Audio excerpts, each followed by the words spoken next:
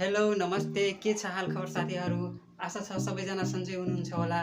And स्वागत छ मेरो च्यानल द आर्ट अफ जनकपुरमा। फाइनली मैले आज एउटा पार्सियल रिसिभ गरेँ दराजको तर्फबाट। 2 दिन अघि मैले एउटा पेन्टिङ स्ट्यान्ड अर्डर गरेको थिएँ जुन अहिले मेरो हातमा छ, मैले रिसिभ गरिसकेको छु। सो हेरौँ यो कस्तो छ।